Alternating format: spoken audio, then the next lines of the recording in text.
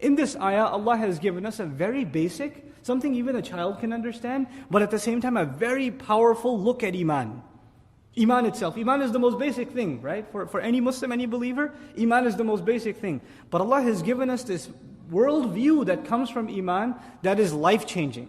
And let me tell you what it is. Allah mentioned 3 aspects of Iman in this ayah, right?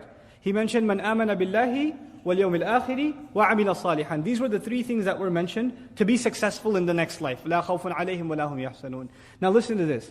Allah Azza wa Jal before this ayah mentioned such terrible, terrible, terrible crimes that Bani Israel committed. We've been reading about them.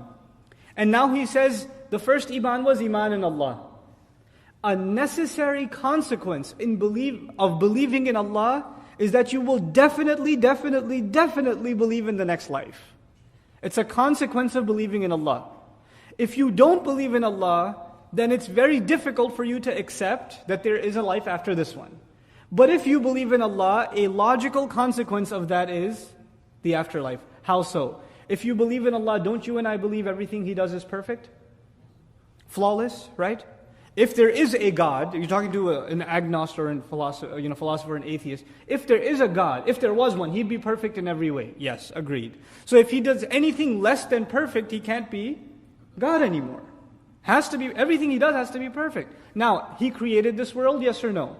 He did. Now look around this world, you see justice or injustice? You don't see justice. You see injustice. You see innocent people being killed. You see children dying of disease. You see murderers getting away with killing 1,000 people. When one man kills 10 people, what's the most you can do to him? What's the just punishment you can give him? You could kill him, okay, how many times? Once. If he killed one person, you can kill him once. If he killed 1,000 people, you can still only kill him once. So you can come to a very easy conclusion that there is no justice. In the end, no perfect justice in this world. You can try to get justice, but there's no perfect justice in this world.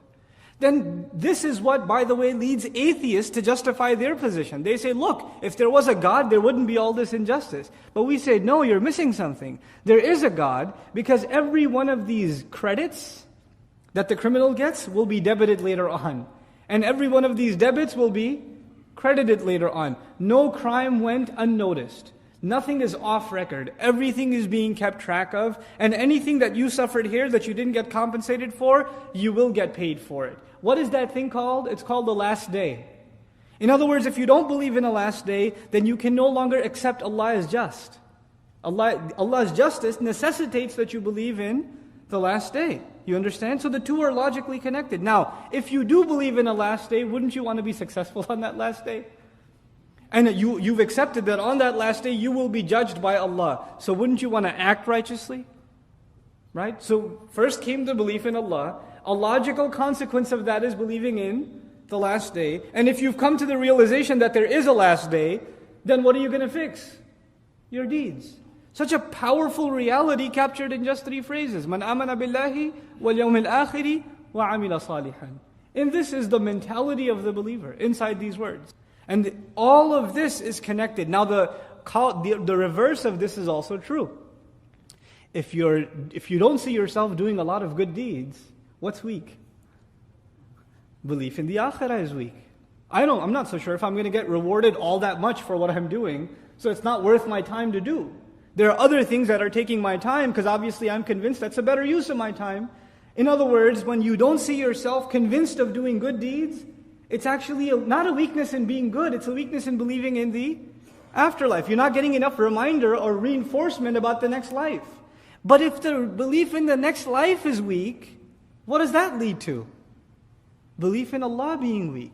The remembrance of Allah being unnecessary. You see how it reverses? So good deeds, the more you do them, the more it fortifies your belief in the next life. And the more you fortify your belief in the next life, the more your expectation from Allah increases. Your belief in Allah increases. And the reverse is also true. So this amazing formula has been given that has been timeless.